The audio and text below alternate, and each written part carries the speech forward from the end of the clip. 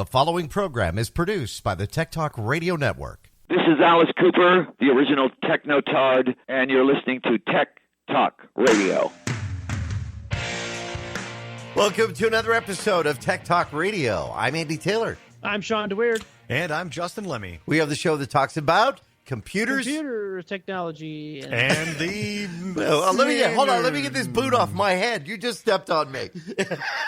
I always forget that when it's You two people, stepped on that you always yourself, say the 'cause- first word. Well, because there's three of us, so he says the know. first word, but he kind of paused, and I that kind did. of threw That's you why off. I went. It's my fault. You know, it's funny because I've had people ask me, they said, how long have you guys been doing this show? And About 2 weeks. Yeah. It's been about 2 weeks. No, we've been doing this show now. This is our 25th year of doing the show. And people always say, well, how long have you been doing the computers, technology, and the internet? 25 years. But yet, we still find a way to screw it up somehow. It works. Well, actually, this has been a pretty crazy week. It's good to know the show from last week just got posted. So last Monday. So it's kind of cool trying to get it posted within a couple of days rather than a few weeks. Mm-hmm. And the response has been pretty good for that one, especially John Krause and the photos he took. I've already heard from people that listen to the show that are into photography that have thanked us for us because they didn't even know about him. And I'm thinking, wow. We should get him on the show. I was thinking that would have been cool to get him on today. We do have a guest coming up a little later on.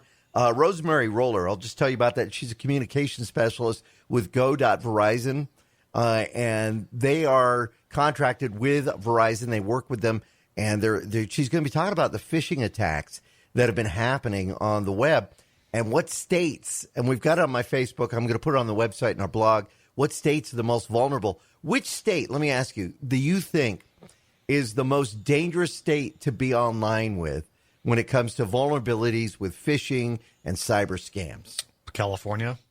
You would think that, right? Delaware. Actually, Delaware. Delaware? Does anybody live in Delaware? Yeah, there's people who live in Delaware. Oh, okay. It's actually Wyoming. What? Seriously? Yeah, Wyoming is Why? the one that has the highest cases per capita. Wyoming. I don't know what it is, but it has to do with privacy law as well, because of the repercussions of doing some of these phishing scams and how the law applies and goes after some of these people doing that stuff. So we'll talk to her a little later on in the show today about that. But I think getting John Krause would be super cool. You said he was, 20 years old now? 2021, yeah. Or JohnKrausePhotos.com. JohnKrausePhotos.com. Justin, you're in Denver, Colorado. This past week, you had an actual blizzard in Denver. Yeah, so like March, you would think, it's springtime. No, actually, March is the snowiest month in Colorado. And they were, meteorologists were like, oh my gosh, this is going to be like a storm of the century. It's a generational storm. And we're going to get, anywhere from 4 to 8 feet of snow. And everybody's freaking out. Like, I actually kind of considered buying a generator just in case. Yeah. And I couldn't find one anywhere. Everything was sold out. Like, everybody was scrambling to get all their supplies and the generators and stuff. I mean, I stocked up on a bunch of candles from the Dollar Tree or whatever. Oh, yeah. Can't go wrong there. Yeah, why not? Well, I actually tried doing the clay pot heater. Have you heard about this thing? No. So you take like a pie tin, you put in 4 of the little tiny motif candles, the little tea light candles, if you will. You put them in the pie tin, excuse me. Yeah. And then you take a clay pot and you put it upside down over the top of the candles, but you got to leave a little bit of airflow room from the bottom. Right. And those candles will then heat up that clay pot to the point where that clay pot will actually provide enough heat for a small room. Are you kidding? I've never heard of that before. I never heard of it either, and I tried it, and it actually works. Now, we put it in our living room, which is a pretty big room. It didn't really make much of a difference, plus the fact that we never did lose electricity, so right. It was already 70 degrees in the house to begin with, so it's not like it was like, oh, wow, this is working. So is that a tried, true scientific method yet? Well, no, but like, you approach it. If you approach it, put your hands anywhere near it, you can definitely feel heat radiating off of it. So that's a pretty cool little thing. If you got like a clay pot and some candles and you run out of electricity or whatever, give it a shot. But you have to use the pie tin underneath. You couldn't just put it on shag carpet or anything? I mean, Yeah, not shag carpet. I would highly suggest Don't you don't burn your do house that. down. Yeah, and then you got a lot of heat. But no, I would say just put it on something. I mean, you could put it on like a cutting board or something like that. Yeah. I mean, just something to kind of hold the candles in it. But yeah, We take no liability if you do this. Yeah, exactly. Something bad happens. What you do on your own time is your own thing. My We do cat caught on fire. Yeah.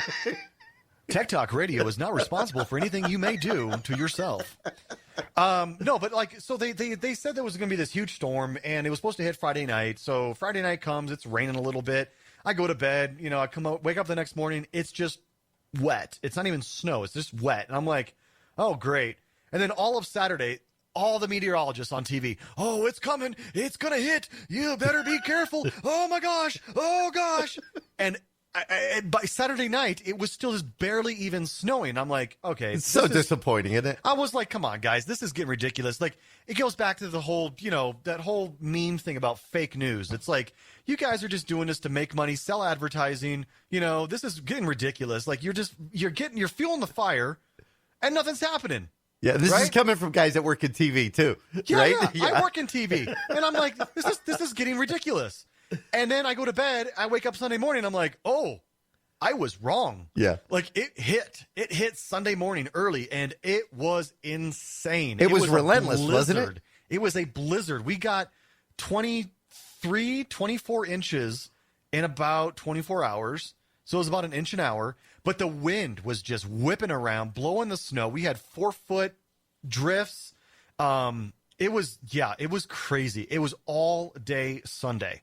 Wow. And then it didn't end until probably about 2 a.m. on Sunday, I want to say.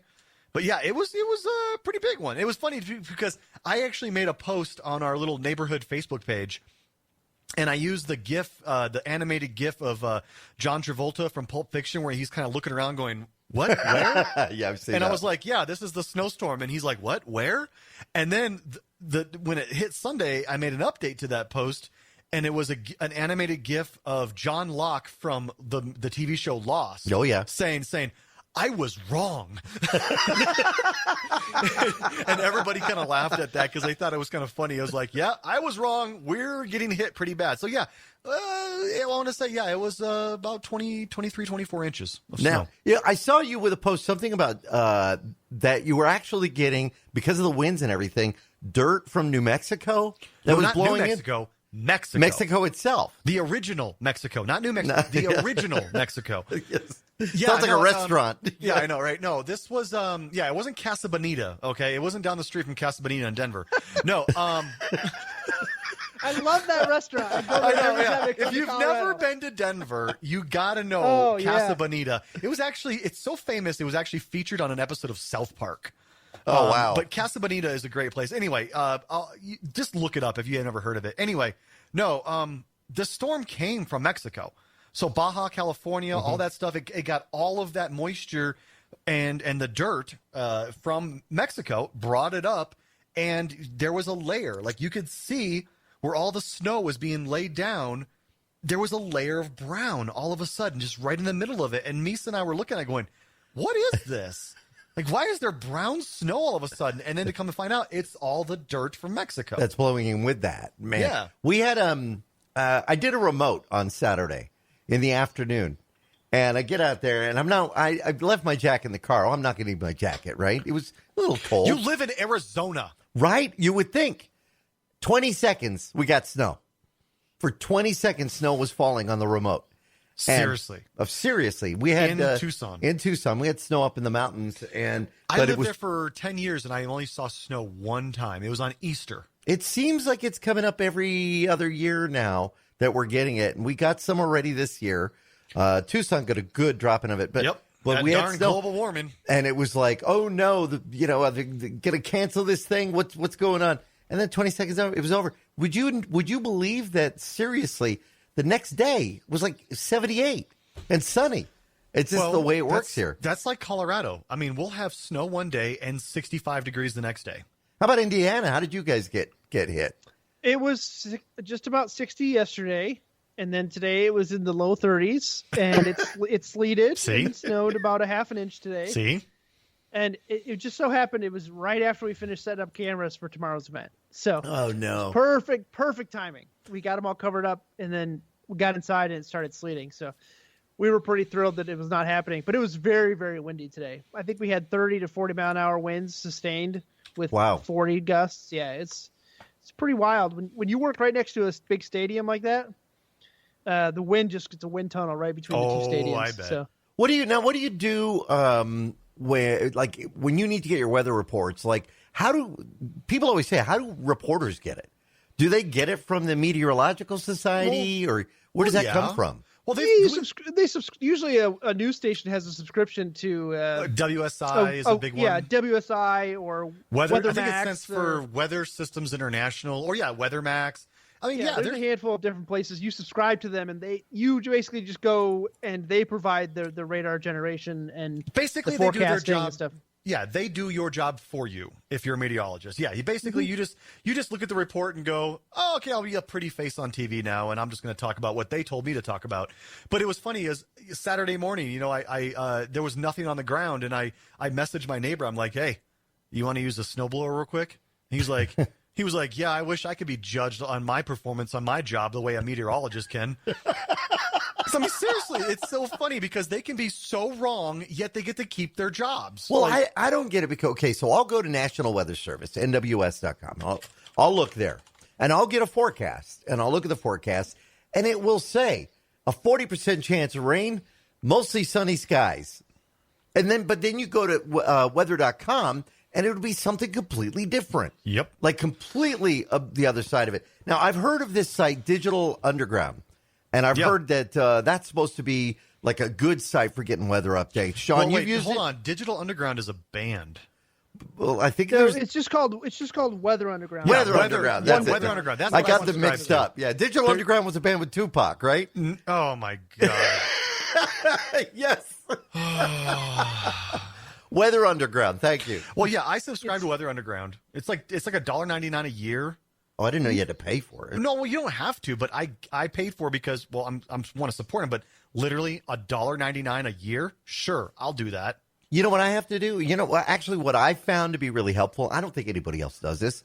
When I want to know what's going on weather-wise, like I might log on to the web and look for webcams that are in certain towns, like maybe South Bend. Or I want to see what's going on in Earth Cam, and find out if they have a weather camera that I can look. And that way I can look and go, okay, how's it looking? Oh, it's looking good.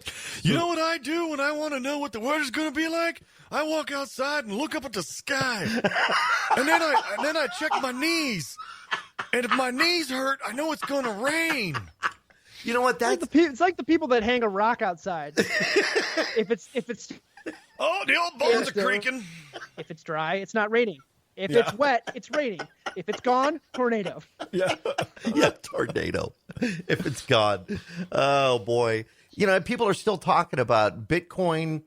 Bitcoin has been continuing to do some amazing things. We need to really get our buddies on from Crypto Coin Trader back onto the show. Mm-hmm. And so they can kind of explain it. We should get Tim Pace. Tim Pace is kind of taking over a lot of the operations, yeah. But one thing that people don't understand is they get the news and they hear, the media outlets all saying, well, Bitcoin has hit 61,000. Yeah. Then they go, oh, that's great. And then you go back and you look and wait, it's at 56 and on its way down. Sure. Yeah. Some people don't understand. They think, well, see, it's just failing.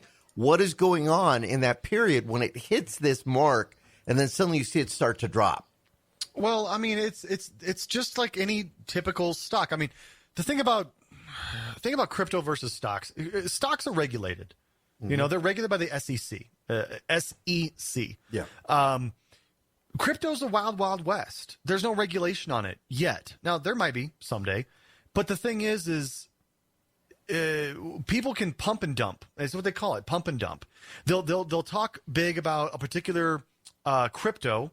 Let's just say Bitcoin for this. Bitcoin's almost too big to do that nowadays. Ethereum. But Ethereum, even Ethereum's too big. I mean, like you're talking about like something like VeChain or, Dogecoin. Dogecoin's the one you hear a lot. A lot about. So it's a big pump and dump thing. People are going to talk about it, get everybody to get all, into it and buy it. And then the guys that have the guys or girls that have the most of the, let's just say Dogecoin is the example. The guys and girls that have the most of it, they're just going to dump it. They're going to take their profits and they're going to walk away and leave everybody else with a big bag of nothing. Yeah. Because there's no regulation on it and people can just get stuck holding a bag of nothing. But when it comes to Bitcoin, this is what's going to happen is Bitcoin is going to get to a certain high, and then people are going to say, you know what, this is a good point to take some profit. Mm-hmm. And then they're going to start selling. And when they start selling, the prices dip. Well, then those same people are going to say, well, you know what? Now it's time to buy back in because now I can make a healthy profit. So I sold high, buy low, rinse, repeat. I mean, that's what happens. That's how people make money on this. Now, people like me, I just buy it and I hold on to it for long-term storage. I'm not a trader. I don't have the time to trade constantly. Now, there's a lot of people out there that do. Like I just mentioned, a good buddy of mine, Tim Pace from Crypto Coin Trader and a couple other different Facebook groups. He's a full-time trader. That's what he does. So he's constantly buying, selling, and looking at stocks when they're on the low. All the time. Yes. Yeah. And he's a really good asset to have in your corner because every day he takes time out of his day to post analysis of what he sees in the market. Now, again, that's just his analysis, but he's so good at it that a lot of times what he's saying is what happens. Now, we have to do this. We have to say, we're talking about this. We're not saying do it. We're not saying it's a smart thing to do. We're not advising. We have to make sure legally we got to tell you this stuff. Yeah. We're just saying our experiences from it. Yeah. And what I like about what Tim is he posts his analysis. He says, hey, guys, this is what I'm seeing here. And he posts like a graph and he talks about lines and he points at things in his lines. Say, okay, this means this. This is what's going to happen with this.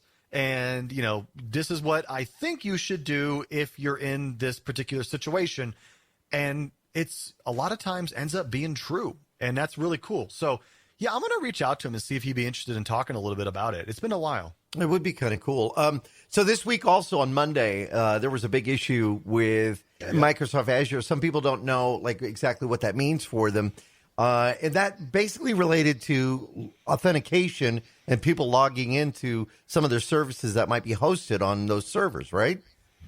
Yeah, so it's it's an authentication server. So you log in, you get authenticated via Azure, and you either get in or you don't, based on whatever platform you're trying to use. Justin, you mentioned you used the dual authentication. Yeah, two-factor authentication. Yep. Yeah. But it was, Office, Dynamics, Teams, Xbox Live, and the Everything. Azure portal itself all suffered an outage from around 3:15 Eastern on March 15th until about 5:30 Eastern. I wonder if this had anything to do with that SolarWinds hack. Because Microsoft still has holes and things that are affected by it. They haven't announced everything that was affected. They said we've got a lot of things that are affected by that SolarWinds hack. I wonder if this could have been, part of the trying to do patches for it. Could be. Yeah, I kind of wonder. Yeah, maybe they rolled out a patch that kind of broke something and they had to roll back, or. Yeah, that's a problem with some of that stuff. You hate patching or doing updates now because you don't know what is going to be what's going to be the outcome. Matter of fact, rolling the dice.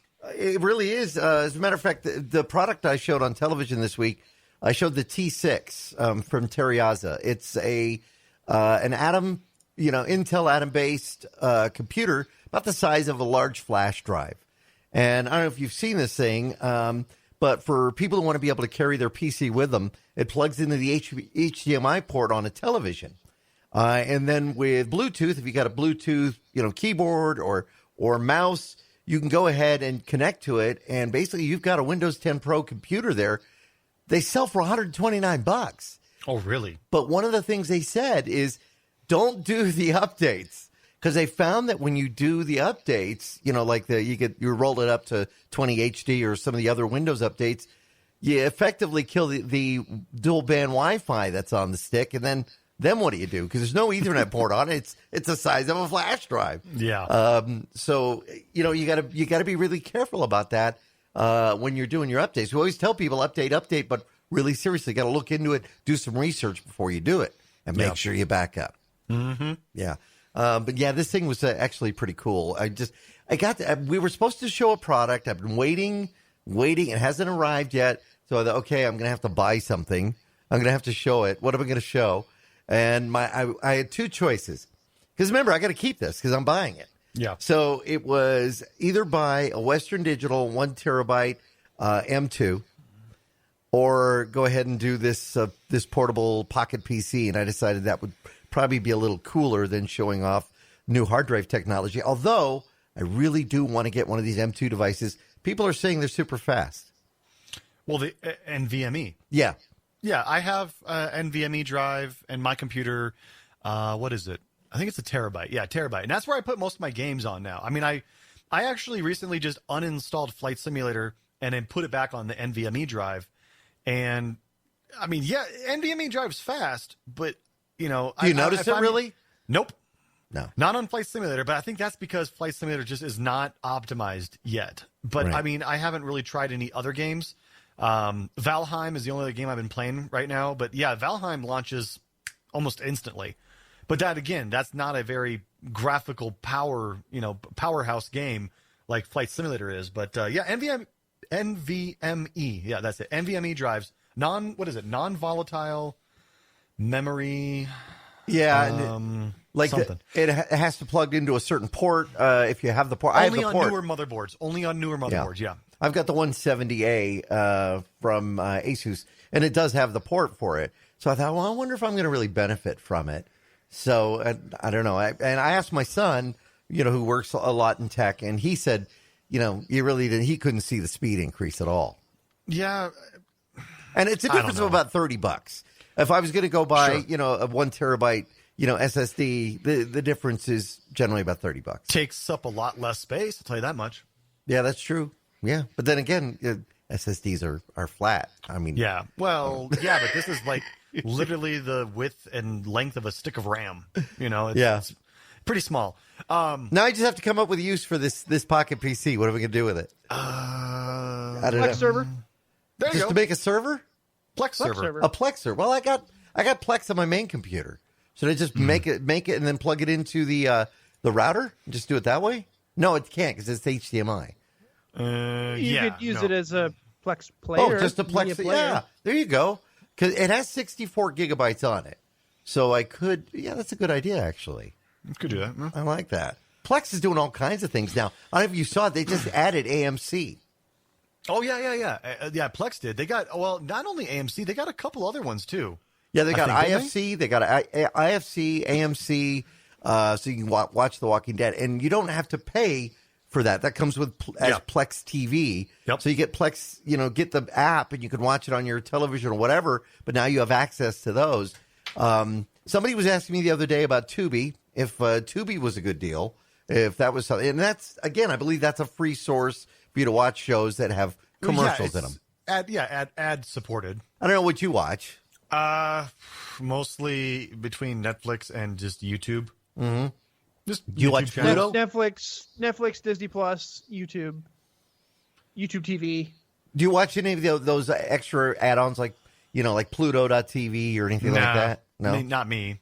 I've got it on my the Sling TV thing that I bought to show on TV once because I had nothing to show. So I thought, let me look at this. And I liked it. I really like it. And it has Plex. It has all my subscription under one device, which is pretty cool. And you get Tubi, you can put Plex on there. You get all kinds of great programming you can watch on your TV. So it makes it kind of cool. People said it in the past, when people started, when companies started releasing these streaming services, it really just kind of started with Netflix, but then you got, CBS All Access, which is now Paramount. And then you got, there's all these things. People are like, well, I'm just going to subscribe what I want to, and then I don't want to worry about the rest of them, and I can save money over cable. Well, people are doing HBO, and then they've got, the HBO Max, and then Disney Plus, and then Netflix, and CBS All Access, and Peacock, and all these other ones. They're paying just as much, if not more, than cable. Yeah. But that is still the future. I really honestly still believe that cable and satellite companies are going away unless they completely shift focus and concentrate on just being an ISP, internet service provider, and actually giving people speeds that are necessary for today's age. I mean, there's so many people, millions of people that live in rural areas that still are less than a DSL, basically dial-up. And I'm sitting here with gigabit up and down. Yeah. You know? I'm really trying to convince my parents to jump on the Starlink because they can get the beta now. So if they subscribe to it, they can pay the $99 a month or whatever it is, or whatever the fee is for the Starlink. And I'm really curious would be to see if they're interested in it, because they don't have good internet at their house. Even though they're just outside of a small town, Comcast doesn't want to run the line down the street for one house. Yeah, and then you have to think about they're the only house on the street. Right? Now, I'm a Comcast user. Justin, who's providing your internet? CenturyLink. And Shawn? Well, now it's called Xfinity. Lumen. But Xfinity. So with Xfinity, we got a data cap. That's Lumen for us. I don't have that. And I have no understanding why are they putting the data cap when so many of us are using the technology because they can and paying they can make for more it. Money. Yeah, that's what it is. All right, we're going to take a quick break. We'll come back with more Tech Talk Radio. I'm Andy Taylor. I'm Shawn DeWeerd. And I'm Justin Lemme. Find us on Facebook, facebook.com/Tech Talkers. We'll be right back. Now, back to Tech Talk Radio. Welcome back to Tech Talk Radio. I'm Shawn DeWeerd. I'm Andy Taylor. And I'm Justin Lemme. So this week it was announced that Google is going to be doing something very special for Pixel users. You may have heard that Google was going to get rid of their unlimited photo storage for their Google Photos. Yeah. But they decided for Pixel users, no. Oh, really? If you're a Pixel user, you will get that unlimited storage. So if I'm a Pixel user, but my wife uses the Samsung, I get the unlimited storage, but she still would have a storage limit. Yeah, she would still have it because their photos taken with the Pixel.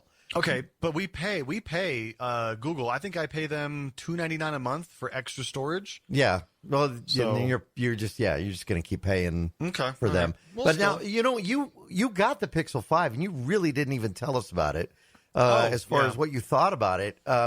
Was it a good upgrade for you? I mean, did you like it? I do. I tell you, probably the biggest thing for me with the Pixel 5 is I really miss my pop socket. The little thing on the back that I can put my fingers around to hold it. Well, no, because how old are you? 40. No, but I got the case. I got the official Pixel case. Yeah. For Pixel 5, but it's kind of like a felt. I mean, it's not like a solid hard plastic, so I can't put a pop socket on the back because it's felt, so it doesn't actually stick. Oh wow! And yeah, so do they sell like an OtterBox case for that? They do, but I don't like OtterBox, to be honest. I think OtterBox is just, for me personally, it's just, I know it's great for construction workers and things like that want to bounce it around, but it's just so bulky for me, and that's the thing I don't like about it. Anyway, but I got this case for it, and it's hard for me to hold it. Like, I'm still getting used to actually holding it because I'm missing that feel. But the phone is smaller because I had the Pixel 3 XL, so my phone is definitely smaller now. But I do love the 90 hertz refresh rate on the screen. You notice it? Oh yeah, it's so smooth. I do notice that it's missing any type of button at all. There's no more back button like on an Android. There's no home button. You kind of have to just learn how to swipe the screen left to right.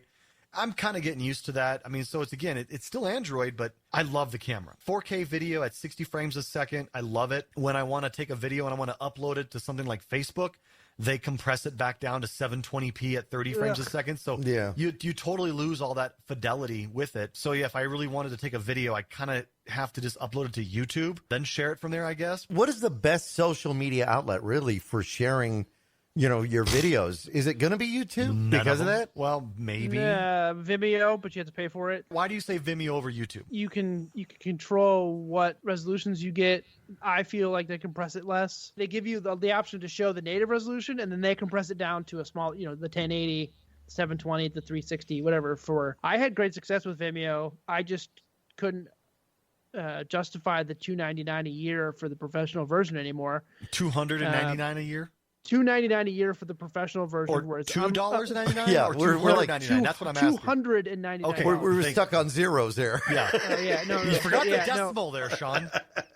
No, but I used it for my professional reels and stuff for a long time, and I haven't had to do that in a while, just because I've been so stable in my job now. I really liked Vimeo for a long time. Shawn doesn't even need to have a demo reel if he ever wants to get back into television photography, because Shawn's famous. A lot of people don't know it. Yeah. You're the dude with the house party photographer, Yep. dude. Yeah, It was that's featured me. on like John Oliver and other things. I mean, your little video that you did was famous. Were you surprised when that happened? Yes and no. And it all happened by chance too, because I love telling this story. And we got lost trying to find this house because it was out. You and your reporter. Literal middle of nowhere. We're driving around on, it's like Country Road 29, mile marker 3 or something, right? It's Great. It's in rural Mecosta County, which is about in the middle of the state of Michigan. So we finally, oh, this is it, because you can tell the field was littered with beer cans. Like, you clearly tell it was massive. Yeah, there was a party here. So we get there, we pull up, and I'm just shooting generic B-roll of the house and the trash and all the stuff. And Explain just real quick. Explain what B-roll is. oh, B-roll is just like scene setting, right? You go to a scene and you shoot generic, like, here's the house, here's the sidewalk, here's the grass, here's the wide shot, here's the tight shot. It's basically everything just, except the interview. Yeah, it's just showing people what the scene is, kind of setting the scene. Okay. And then a car pulls in. This guy in a sleeveless shirt gets out, and he's got this goatee, and he's just like, hey, what's up, man? I was like, hey, how's it going? It's like, were you here at this party last night? And he goes, yeah, it was my house. I had my camera set up, so I had. You were on his property, right? Well, we were in the drive. We were just in the road, right? Yeah. You Okay. You learn really quick not to trespass when you're working in news. Sure. Yeah. Would you mind just like talking about it, like talking about the party, showing me around? He's like, yeah, sure, come on, man. When I had my camera, I had made my own mount for my stick mic, so it was just mounted to the camera. So I just popped off the stick mic and just put it in his face and was just walking around. Meanwhile, I'm trying to flag my reporter down who's just writing his script in the truck, and we're just walking. We just start walking. He's like, yeah, let me show you inside. I'm like, Troy, get over here. So right now we got. This is great.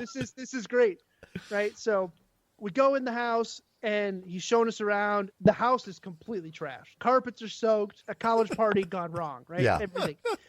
Oh, But God, then there's extremely right. this guy, middle-aged guy, literally laying in the middle of the living room floor. It's passed out. Passed out. The footage you don't see is like him going over and like kind of nudging him with his foot.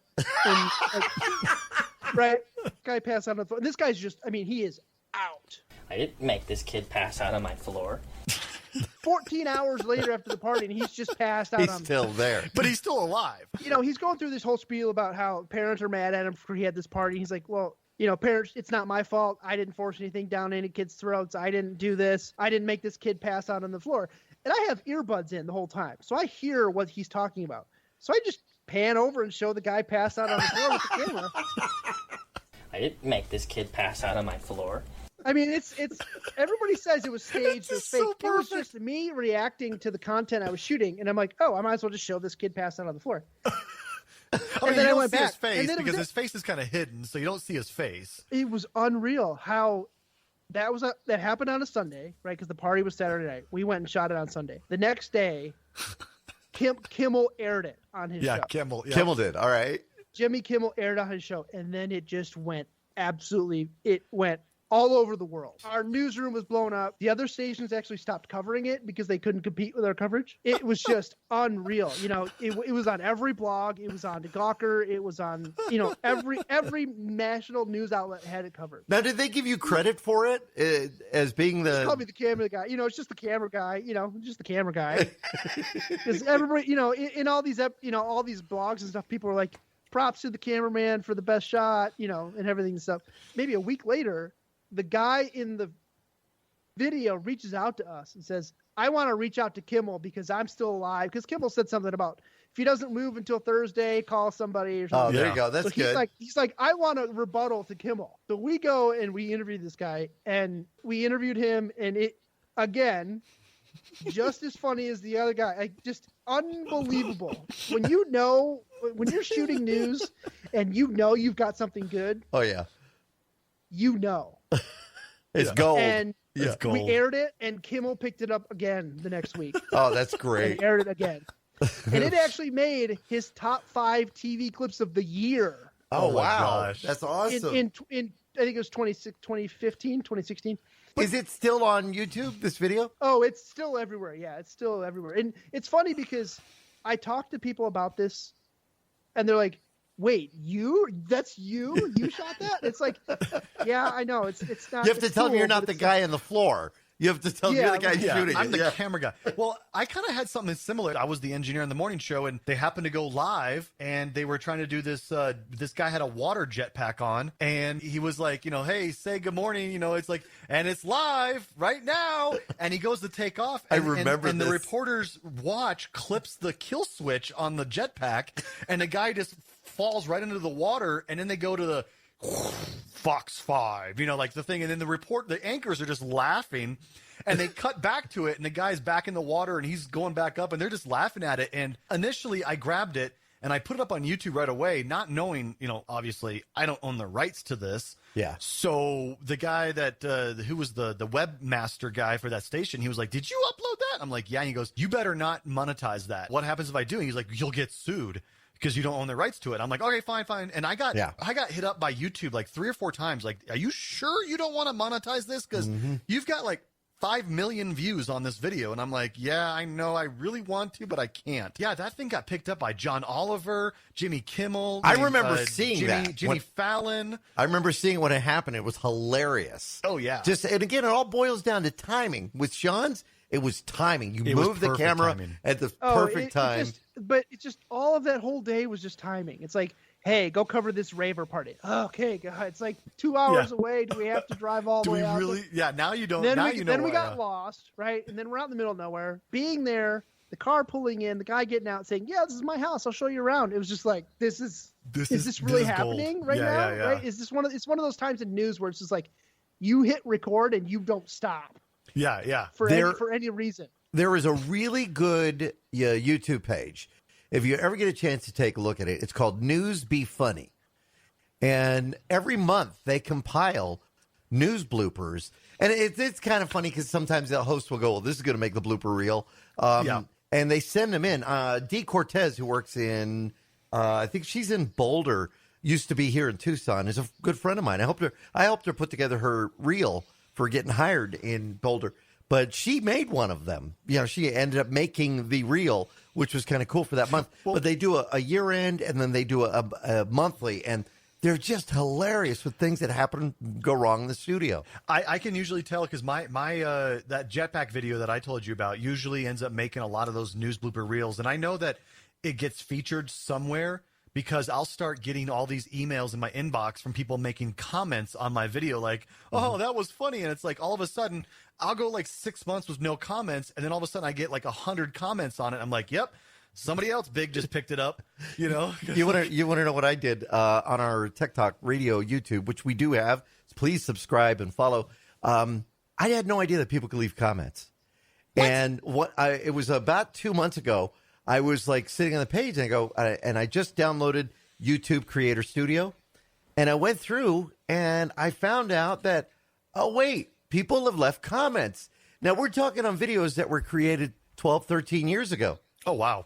So I was answering them, and most people were like, "Wait a minute, you're answering a comment for 12 years ago?" And I said, my gosh. Yeah, that way I could say I did it. And it's just hilarious, but yeah, some good stuff. All right, now really Shawn shared the link. Is that the link with the? Yes. All right. So it's both the first interview with the guy. It's both the interviews, the guy and then the guy passed out on the floor. All right, we'll get these. I'm trying to find the Kimmel clip if I can. We'll get these on our blog at blog.techtalkradio.com so you can take a look. It's worth the watch. If you don't know, if you haven't heard about it, maybe you've seen it, maybe you've watched it, maybe you saw it, and then you're going to go, "Oh, this is Shawn from Tech Talk. This is great." Yeah. It's worth the watch because it's just one of those scenarios where it's like, is this really happening? And is this person really giving us this interview? The best part about this is the rebuttal. The guy is literally holding a Bud Light in his hand as he's trying to give a rebuttal. And not good. No, he's holding a fifth of wild turkey. Oh, okay. Yeah, sorry. That's a little stronger. All right, we got to take a little break. We come back. We're going to be talking about, seriously, about phishing, scams, some of those things you need to be aware of. And we've got a great guest, Rosemary Roller, going to be on with us, communication specialist with Go.Verizon. We'll talk about how they're making it possible for us to get high-speed internet everywhere we're at, but also why you should be aware of some of these phishing things that are going on. We'll be back with more of that. And then we've got our website of the week. That's also on the way with Tech Talk Radio. I'm Andy Taylor. I'm Shawn DeWeerd. And I'm Justin Lemme. Find us on Twitter at Tech Talk Radio. Be right back. And now, back to Tech Talk Radio. And welcome back to Tech Talk Radio. Earlier this week, Verizon published a report about phishing attacks. And they were able to kind of go through data and find some of the states that were most vulnerable, or at least most dangerous in these phishing attacks, and ones that weren't. And it's kind of a really cool overview of what is going on with not only consumers, but also companies when they're dealing with getting online. And we've invited Rosemary Roller, who is a communication specialist with Verizon. The company, of course, have put out the report to talk to us a little bit about that. Rosemary, it's great to talk to you. It's nice to talk to you, too. Now, tell us about this report that was issued this week. It kind of focuses on, the consumers that are affected by cyber attacks, but this has got to be a concern as well for businesses and those locations that telecommuters are connecting to. Yeah, so we work with Go.Verizon.com. We're an authorized premium partner of Verizon, and we put out a report on the safest states for telecommuters. We looked at a lot of different data points from data breaches and privacy laws, looked at how much money victims lost. And since we provide both business and residential internet and customers are working from home now more than ever, we wanted to make sure that everyone stays safe while working remote. And this is a great way for people to realize that there are attacks that are happening, phishing attacks every day. Some people don't understand, though, like the difference between phishing and maybe malware and data theft. How does that all kind of play together? Yeah, so phishing is a type of way that people steal data. So rather than someone hacking into your system to find the information, they basically position themselves as a trustworthy source or company to get somebody to give up their own personal information. So it can come from someone also pretending to be a higher up or a coworker. There's a lot of different ways people go about phishing, but it's essentially trying to get someone to give up their information voluntarily. I saw a report recently, too, that said a lot of us, we don't think about this, but in Zoom calls or when we publish videos or photos online, sometimes we might have something that'll have a label behind us. And believe it or not, those that want to do phishing can use that to help in a phishing attack by finding information or finding things you're interested in the backgrounds of some of these Zoom chats or video posts that you find on social media. Exactly. People can often look at social media posts to find answers to security questions as well. So if your security question is, what's your dog's name? And you post a picture of your dog with their name, that's an easy way to find those security questions and hack into a profile. Gosh, I remember some years ago, before people were really knowledgeable about this, they would do these quizzes on Facebook, and they would ask, to let us know a little bit about you. And they would publicly post where you went to school, what your parents' middle name was, not realizing they're giving up a lot of information. I've actually told people, if you posted it 10 years ago, go back and delete it. There's no reason for that to be there because it's just giving up a lot of information. Exactly. There's a lot of stuff that we put online voluntarily that people don't realize might be used against you, or even if it's something, that seems harmless, it can kind of be used as a trail to find where you are. It's definitely important to be mindful about what you're posting online and really think through things that might seem harmless. Now, this is a really well-done report that Go.Verizon did. The report kind of breaks down states which has seen a large number of these attacks. Why specifically do you think that these states that are listed in here as being the most dangerous have these types of attacks? Yeah, there's several reasons that go into what caused our ranking. So specifically Wyoming, they were, considered to be the least safe on our list. Oh, wow. They had $1 million in victim loss per 1,000 people from corporate breaches. versus a lot of the category or a lot of the states that were in the top 10. I think the maximum amount they had was like $16,000.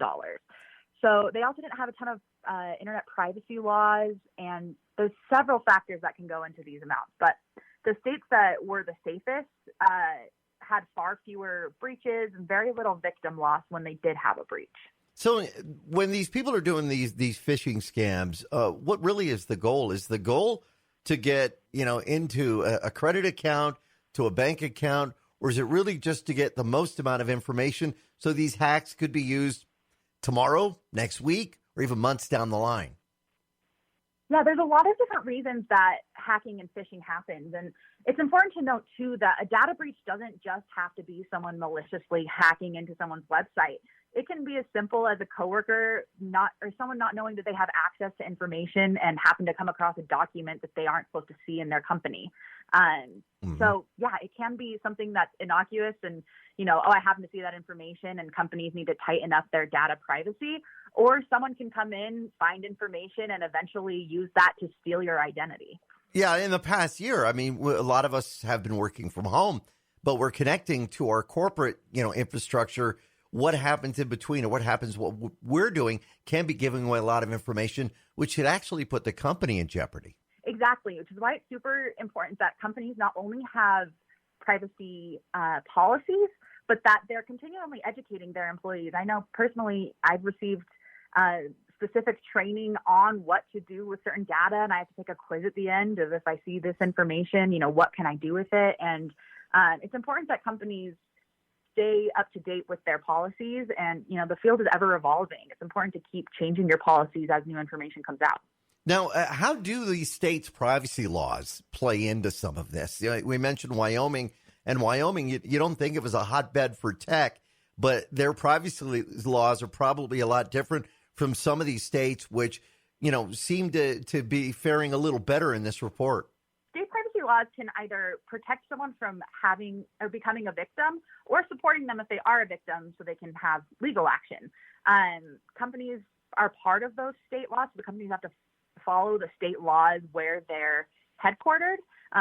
Interestingly enough, South Carolina was the first state to pass legislation specifically for small businesses, but that was only in 2018. So things have changed a lot since then. As far as the privacy laws go, Wyoming only had one of 20 laws that we looked at. So something that many states can do to up their score is enact more privacy laws that companies in those states have to follow, but that will protect individuals in the long run. Now, I know my company, for example, one of the companies I work for, they gave me the Kevin Mitnick test, where, and that's what he is doing these days is, telling people how to be more secure, how to be safe, how to identify some of these phishing issues. As Verizon is offering high-speed connections, and like you said, for home and for business, how can users, other than taking courses and seeing these, how can they protect themselves? There's actually a lot that individuals can do to protect themselves online.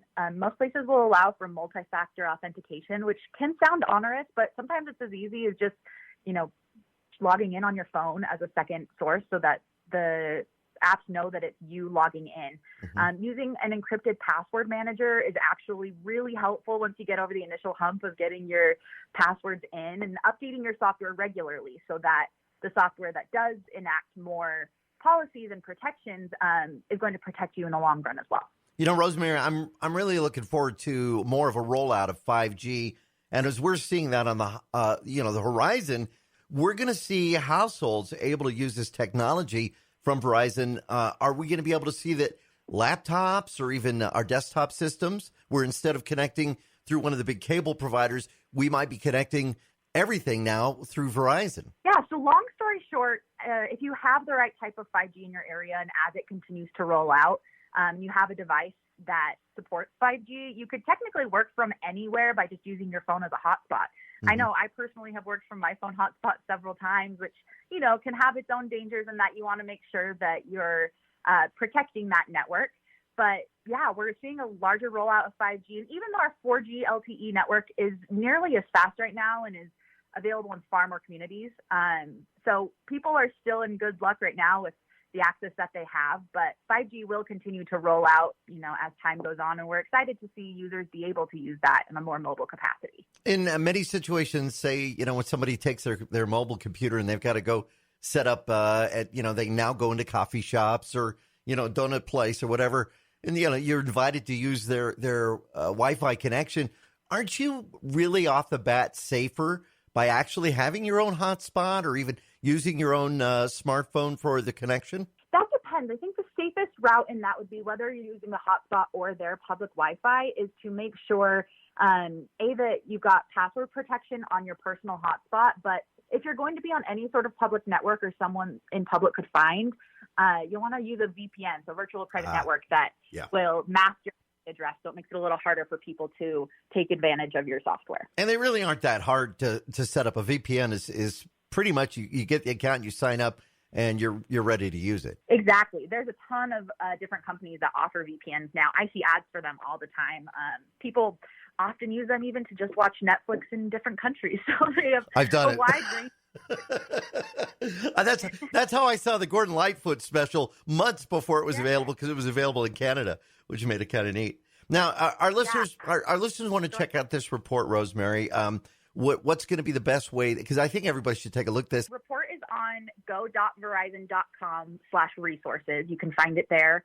I will send you the exact URL that you're welcome to post on your website so that your listeners can find it. But if they go to that resources page, it will be linked right there. Very cool. Now tell us about the team at Go.Verizon. What is it? Pretty much everything that you do. Is it looking at information and data like this just to get the consumer more aware of what's available? That is exactly it. So we are an authorized premium partner of Verizon. We not only want to provide great service, but tips to stay safe online, everything from how 5G impacts a business to the best cities for small businesses. We look at a lot of really interesting data that kind of covers the range of internet topics to keep everyone safe and entertained online. And that website address again? Go.Verizon.com. Rosemary, it's great talking to you, and we'll post that on our website so our listeners can go through and take a look and read this data. And, if they've got relatives in other states, you might want to tell them just to be aware and to be safe and just know what's out there and, not to fall a victim to this, because it's a $1 billion problem where people are able to get into accounts and steal all kinds of information, not only now, but like we said, down the line. You got it right, Andy. Thank you so much for having me. Very cool. We'll be back with more of Tech Talk Radio. And now, back to Tech Talk Radio. Welcome back to Tech Talk Radio. I'm Justin Lemme. I'm Shawn DeWeerd. And I'm Andy Taylor. All right, so we were talking about website of the week, and it was actually, Justin, you were talking to us about this earlier, and I think it's actually a really cool idea. I found out about it by watching a YouTube channel, and that was one of their sponsors for this particular video. But, I kind of found myself agreeing with it. Like, people, you wake up, you reach for your phone, you want to look at what's going on. You end up just browsing social media for 5, 10, 30 minutes, and you come away from that not really knowing anything better. Or you get dropped into Advil, which I understand, they need to make ads. The ads make them money. But have you ever done that? You get on the news feed and you start scrolling, and then you see a story. Oh, this would be interesting. And you try to follow it, and you just can't because there's just so many ads. You want more of the story? You got to click here. One of those things. It is, so people just keep doing that. But there's a website out there called Morning Brew, and it's an email list, and it's free. So you can go to morningbrew.com. And you can sign up for an email list. And what it does is it basically sends you an email Mondays, Wednesdays, and Fridays with updates from every type of topic you can imagine, from technology to world politics to finance, entertainment, things like that. Just basically anything that's happening in the world right now, they put it all into one very easy to read email, and it's kind of like TLDR. There's another website. Oh, I love that. That's what Shawn told me about that one. Yeah, TLDR is another one. But this is So this is it's called the Morning Brew, and so I subscribe to it. It's free, and I got my first one on Monday morning, and it was actually interesting because it showed me a couple of things that I had no idea that were going on in the world, and then they also have a couple spin-offs from the Morning Brew. There's another one called Emerging Tech Brew. So that's just basically all about technology, all new technology coming out. I've seen their stuff on Twitter, and I thought it was pretty good, which is at Morning Brew. And you could sign up there. They've got like 151,000 followers of people checking out some of the stuff that they've done. They're relatively new. Yeah. I like the tech stuff. I like the tech stuff on TLDR, which is always really good. Now, CTA also puts out some stuff. If you're on Twitter and you want to follow them, that's the Consumer Technology Association.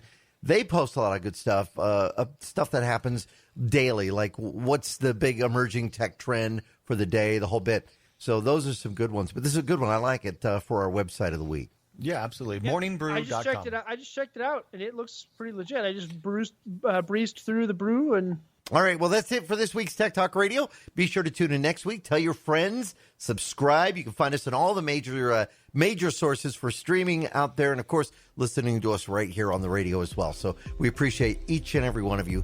Thank you very much. I'm Andy Taylor. I'm Shawn DeWeerd. And I'm Justin Lemme. Have yourselves a great week.